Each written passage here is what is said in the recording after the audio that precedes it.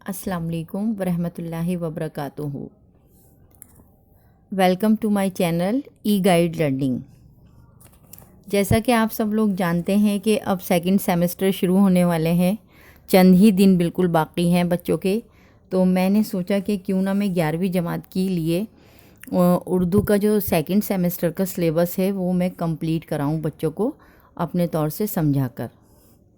تو سب سے پہلے جو میں نے لیا ہے حصہ نظم میں سے لیا ہے، جو کتاب ہے آپ کی 11ویں جماعت کی گلستان ادب، اس میں جو حصہ نظم ہے اس میں تھوڑا سا آپ کو بتانا چاہوں گی پہلے غزل کے بارے میں، کیونکہ آپ بچے تو سب سارے چھٹی کلاس سے آپ غزل کے بارے میں پڑھتے چلے آ رہے ہیں، سنتے چلے آ رہے ہیں اپنے اساتذہ سے، لیکن تھوڑا سا میں بھی آپ کو اس کا تعارف کراؤں گی۔ لفظ غزل کے جو ہوتے ہیں وہ کئی معنی ہوتے ہیں، جیسے کہ محبوب سے باتیں کرنا، عورتوں کی باتیں کرنا، عورتوں سے باتیں کرنا۔ اس سے یہ معلوم ہوا کہ بنیادی طور پر غزل میں عشقیہ باتیں بیان کی جاتی ہیں، لیکن آہستہ آہستہ غزل میں اور بھی طرح کے مضامین شامل ہوتے چلے گئے، اور آج ہم یہ کہہ سکتے ہیں کہ غزل میں تقریباً ہر طرح کی باتیں بیان کی جا سکتی ہیں، اپنے مجازی خدا کے بارے میں، اپنے تصوف کے بارے میں، غرض یہ کہ ہر مضمون کے اور طور پر آپ اس کو بیان کر سکتے ہیں غزل کے ذریعے۔ کہا جاتا ہے کہ غزل کی ابتدا قصیدے سے ہوئی تھی۔ قدیم عربی شاعری میں قصیدے کے شروع میں کچھ اشعار معشوق کی یاد میں یا موسم بہار کی آمد وغیرہ میں لکھے جاتے تھے، پھر آہستہ آہستہ وہ غزل کی طرف بڑھنے لگے۔ غزل دنیا کی تمام شاعری میں لاسانی اور سب سے زیادہ لچکدار صنف سخن ہے۔ بچوں، جس طرح میں نے بتایا کہ غزل میں مضامین کی قید نہیں ہوتی، اسی طرح اس میں اشعار کی تعداد بھی مقرر نہیں ہوتی۔ عام طور پر 5 سے 19 اشعار تک کی غزلیں ہوتی ہیں، لیکن کئی غزلوں میں 19 سے بھی زیادہ اشعار مل جاتے ہیں۔ کبھی کبھی ایک بحر اور ردیف و قافیہ میں شاعر ایک سے زیادہ غزلیں کہہ دیتا ہے، اس کو 2 غزلہ، 3 غزلہ اور 4 غزلہ کہتے ہیں۔ غزل کی امپورٹنٹ جو ایلیمنٹس ہوتے ہیں، امپورٹنٹ جو عناصر ہیں، وہ میں آپ کو بتا دوں بچوں، ہمیشہ وہ آپ کے ذہن میں رہنا چاہیے کہ غزل کا پہلا شعر جو ہے وہ مطلع کہلاتا ہے، اس کے دونوں مصرے ہم قافیہ ہوتے ہیں۔ مطلع کے بعد بھی مطلع ہو سکتا ہے، اس طرح کے مطلع کو مطلع ثانی، اور اگر اس کے بعد بھی جو مطلع ہے تو اس کو مطلع ثالث کہا جاتا ہے۔ یہ بات آپ ہمیشہ یاد رکھیں۔ جس طرح غزل کے اشعار کی تعداد مقرر نہیں ہے، اسی طرح مطلعوں کی تعداد بھی مقرر نہیں ہے۔ مطلع کے فوراً بعد آنے والے شعر کو حسن مطلع کہتے ہیں۔ جس غزل میں ردیف نہ ہو اور صرف قافیے ہوں اس کو غیر مردف کہتے ہیں۔ وہ بحر اور ردیف و قافیہ جس کے لحاظ سے غزل کہی جاتی ہے اسے غزل کی زمین کہتے ہیں۔ یہ بات بچوں بہت اچھے سے آپ کو یاد رکھنی ہے، آپ اس کو اگر غور سے سن لیں گے تو یہ آپ کے ذہن نشین رہے گی اور آپ کو لکھنے میں بھی بہت آسانی رہے گی۔ تو جس طرح سے آپ کی 11ویں کلاس میں، آپ کی 11ویں جماعت میں جو سیکنڈ سیمسٹر میں جو آ رہے ہیں، تو سب سے پہلے میر تقی میر کے بارے میں بتاؤں گی آپ کو، ان کی غزل کا پھر میں آپ کو تشریح بھی بتاؤں گی۔ تو تھوڑا سا میر تقی میر کی طرف نظر ثانی کرتے ہیں۔ میر تقی میر جو ہے وہ 1722 اور 23، اس میں تھوڑا سا کنفیوژن ہے، تو ہم دونوں ہی سن لکھتے ہیں، 1722 یا 23 میں پیدا ہوئے تھے، اور ان کے وفات جو پائی انہوں نے 1810 میں۔ تو میر تقی میر آگرہ یعنی اکبر آباد میں پیدا ہوئے۔ آگرے کا پہلا جو نام تھا، قدیمی نام جو ہے وہ اکبر آباد ہے، تو وہاں پیدا ہوئے تھے میر تقی میر صاحب۔ وہ 10 سال ہی کے تھے کہ ان کے والد محمد علی عرف علی متقی کا انتقال ہو گیا تھا، چنانچہ وہ آگرے سے دہلی منتقل ہوئے، اپنے سوتیلے ماموں اور اردو کے مشہور شاعر و ادیب سراج الدین علی عرف خان آرزو کے ساتھ قیام پذیر رہے، ان سے علمی اور ادبی فیض اٹھایا۔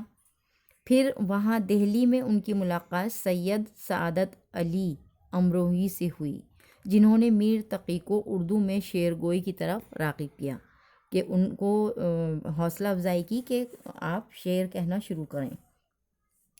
1782 میں نواب آصف الدولہ کی دعوت پر لکھنؤ چلے گئے اور وہیں مستقل سکونت اختیار کر لی، اور میر صاحب کا انتقال بھی لکھنؤ میں ہوا تھا۔ میر نہایت پرگو اور قادر الکلام شاعر تھے۔ اردو میں ان کے 6 دیوان ہیں۔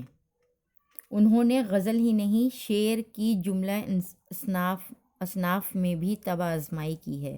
وہ ایک ایسے شاعر اور استاد فن تھے جن کی عظمت کا اعتراف ہر زمانے کے بڑے شعراء اور ناقدین نے کیا ہے۔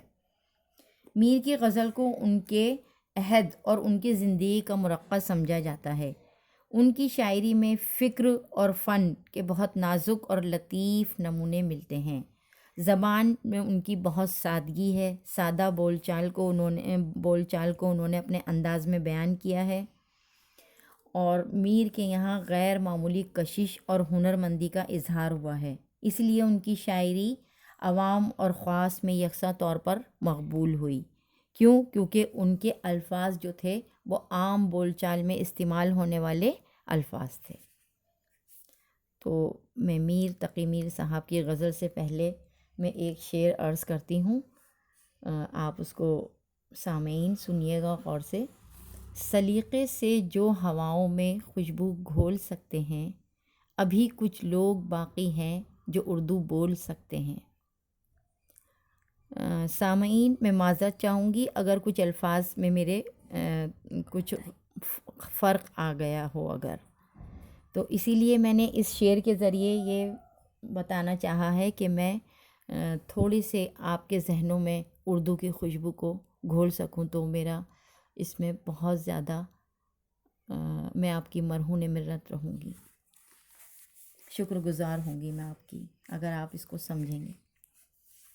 تو میر تقی میر کی ہم غزل میں جو مشکل الفاظ ہیں، پہلے میں ان کے معنی آپ کو بتاؤں گی۔ تاجوری، بادشاہت، صاحب تاج ہونا۔ تاجوری کا مطلب ہے بادشاہت۔ سفری، مسافر۔ جنوں، دیوانگی۔ آشفتہ سری، وحشت۔ ٹک، ذرا۔ نوحہ گری، رونا یا ماتم کرنا۔ زندہ یعنی جیل، قید خانہ۔ مداوا، علاج۔ چراغ سحری، صبح کا چراغ جو بجھنے کے قریب ہو۔ اور جگر سوختہ، کلیجہ پھٹکا ہوا یا بہت زیادہ غمزدہ۔ میر تقی میر کے جو اشعار ہیں اس میں پہلا شعر غزل کا ان کا ہے: جس سر کو غرور آج ہے یا تاجوری کا، کل اس پہ یہیں شور ہے پھر نوحہ گری کا۔ یعنی اس شعر میں غرور اور دنیا فانی کی موضوعات بیان کیے گئے ہیں۔ میر کہتے ہیں کہ جن لوگوں کو اپنے بادشاہ ہونے کا گھمنڈ ہے، بادشاہت ملنے پہ انہیں اب فخر ہے، وہ یہ نہ سمجھے کہ اس دنیا میں ہم ہمیشہ رہنے والے ہیں، بلکہ ایک وقت ایسا آئے گا کہ جب سرہانے بیٹھ کر لوگ ان کے مرنے پر واویلا کریں گے، یعنی نوحہ گری کریں گے، ماتم کریں گے کہ بادشاہ سلامت آج اس دنیا سے گزر گئے ہیں۔ تو اس میں کہنے کا مقصد یہ ہے، آپ کو شاعر یہ سمجھانا چاہ رہا ہے کہ جو بھی دنیا میں آیا ہے وہ سب چیز فانی ہے۔ دوسرا میں شعر لیتی ہوں: آفاق کی منزل سے گیا کون سلامت، آفاق کی منزل سے گیا کون سلامت، اسباب لٹا راہ میں یا ہر سفری کا۔ اس کی تشریح پہ دیکھتے ہیں۔ اس کی تشریح میں: جو بھی دنیا میں آیا ہے اسے ایک روز اس دنیا سے کوچ کرنا ہے۔ زندگی کا سفر طے کرتے ہوئے ایک وقت وہ آتا ہے جب روح جسم سے پرواز کر جاتی ہے اور آدمی مر جاتا ہے۔ اس بات کو میر تقی میر صاحب نے اسباب لٹا راہ میں کہا ہے۔ اسباب لٹا راہ میں یعنی جو کچھ بھی ہم نے آج تک اپنا کمایا ہے، وہ چاہے علم کے اعتبار سے، دولت کے اعتبار سے، اولاد کی دولت کے اعتبار سے، جو کچھ بھی ہم نے یہاں دنیا میں کمایا ہے وہ سب ہمارا اسباب یہیں دنیا میں رہ جائے گا اور وہ بھی فانی ہے۔ جی تیسرا شعر ملاحظہ فرمائیے۔ زندہ میں بھی شورش نہ گئی اپنے جنوں کی، زندہ میں بھی شورش نہ گئی اپنے جنوں کی، اب سنگ مداوا ہے اس آشفتہ سری کا۔ اس کی تشریح میں میر صاحب کہتے ہیں کہ عشق میں ایک منزل وہ آئی جب ہم پر جنون یعنی پاگل پن طاری ہو گیا، اور ہمیں زندہ یعنی ہمارے قید خانہ یا جہاں ہمیں پاگل خانے میں جو ہمیں قید کر دیا گیا تھا ہمارے عاشقی کی بدولت، تو اس طرح ہمارے جنوں میں کمی آ جائے، لیکن ایسا ہوا ہی نہیں، ہماری وحشت بڑھتی چلی گئی۔ اب اس کا علاج یہی ہے کہ ہم کسی پتھر سے سر ٹکرائیں اور مر جائیں، یعنی مرنے پر ہی ہماری وحشت ختم ہوگی۔ نیکسٹ ہے اس کا، لے ساز بھی آہستہ کہ نازک ہے بہت کام، آفاق کی اس کارگہ شیشہ گری کا۔ تشریح میر کا مشہور اور خوبصورت شعر ہے یہ۔ اس شعر میں دنیا فانی کے مضمون کو ایک تشبیہ کے ذریعے بیان کیا گیا ہے۔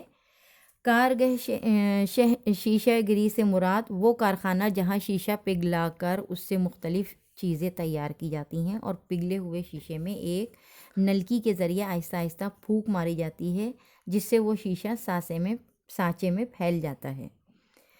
جو لوگ شیشہ بنانے میں ماہر ہوں گے وہ اس پورے طریقۂ کار کو جانتے ہوں گے، اور زور سے پھونک ماری جائے تو وہ پگھلا ہوا شیشہ پھٹ جاتا ہے۔ میر کے ذہن میں یہ بات پہلے سے ہی محفوظ تھی، چنانچہ انہوں نے اس دنیا کو شیشہ گری سے تعبیر کیا، اور دنیا میں رہنے والے لوگوں سے کہا کہ وہ احتیاط سے سانس لیں، یعنی اتنی بھاگ دوڑ نہ کریں کہ پھر سانس لینا محال ہو جائے۔ دوسرے معنی میں یہ کہا گیا ہے کہ دنیا میں جینا اس قدر آسان نہیں جتنا لوگ سمجھتے ہیں، زندگی گزارنے کے لیے بڑی احتیاط سے کام لینا ہوتا ہے، یہ نہیں کہ ہم اتنے زور سے چلیں یا اتنی زور سے ہم قدم بڑھائیں کہ ہم منہ کے بل گریں، اور آخرت میں ہمیں اللہ تعالیٰ کا جو سامنا کرنا ہے اور اس میں ہم پھر پشیماں ہوتے رہیں، کیونکہ وہاں تو پھر ہمیں پچھتاوا ہی ہوگا اگر ہمارے خیالات اور ہمارے کام جو ہیں ہمارے عمل وہ غلط ہوں گے تو۔ نیکسٹ ہے، ٹک میر جگر سوختہ کی جلد خبر لے، کیا یار بھروسہ ہے چراغ سحری کا۔ اس شعر میں میر اپنے ظالم محبوب سے مخاطب ہیں کہ اے محبوب، اب تو اپنے عاشق کی کچھ تو خبر لے لے، اس کا کچھ حال تو پوچھ لے، کیونکہ تیرے ظلم و ستم کے باعث اس کا جگر سوختہ یعنی